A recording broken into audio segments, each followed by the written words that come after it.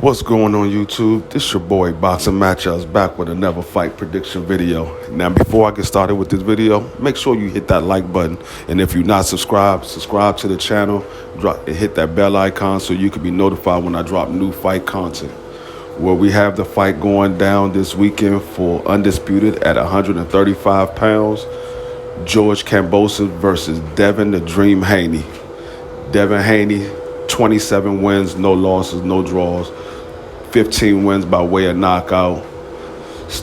Stands at 5'8" with a 71-inch arm reach.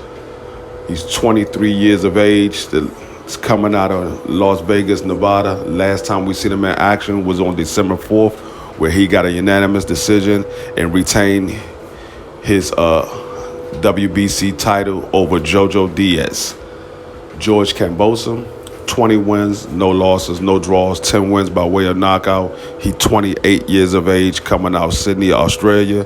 Stands at 5'9.5" with a 68-inch arm reach. The last time we seen him in action was on November 27th, where he got a split decision win over Teofimo Lopez and became the unified title holder at 135. Now, George Kambosos has the IBF, the WBA, and the WBO, as well as the Ring Magazine title. Devin Haney has the WBC title. And this fight will be for Undisputed. And there's a lot of bad blood going between the two. George Kambosos told Devin Haney before he had his fight with Teofimo, once he beat Teofimo, they was going to put the Undisputed talk to bed and going to make a real undisputed champion, because at the time Teofimo was saying he was undisputed, but he had the WBC franchise title, and Devin Haney has the WBC regular title, which is the real WBC title.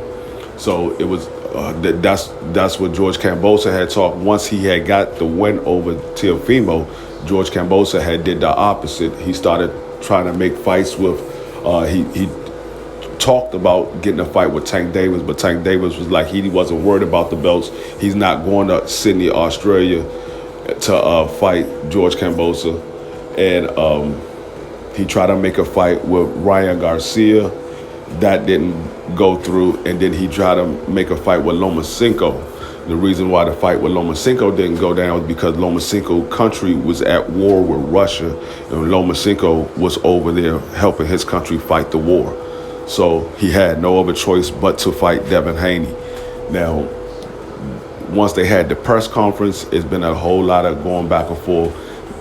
George Kambosos kept calling Devin Haney a boy. Devin Haney was like, I'm not a boy, I'm a man. I'm going to show you I'm a man when I get in the ring.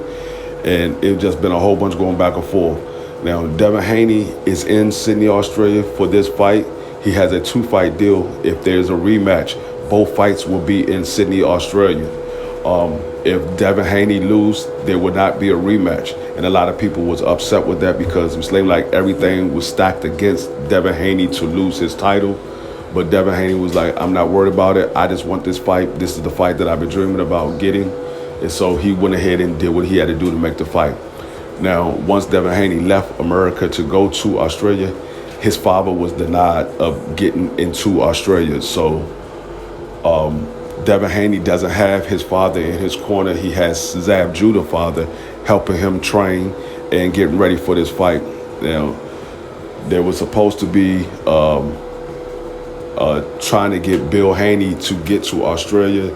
Devin Haney and Bob Erm had talked, and ESPN said they were going to try to get a video monitor with headphones so Bill Haney can talk to Devin and be in the corner virtual video. But Kambosos team said they didn't want that to happen. They wasn't allowing the video monitor to be in the corner. So Devin Haney was like, he's not worried about it. He's just going to go in there and handle business. Now, Devin Haney is a masterclass boxer.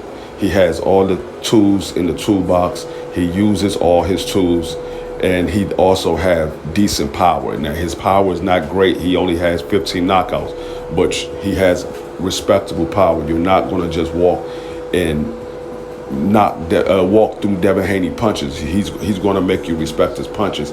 And like I said, he's a masterclass boxer. He will hit you and then move to a different angle, and he will keep you guessing. You always have to reset.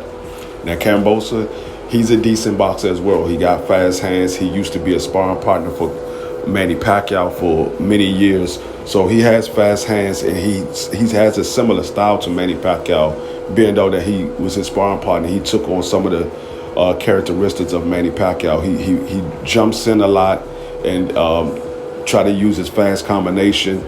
He has decent footwork, but his footwork is not as good as Devin Haney's. So it's going to be an intriguing fight.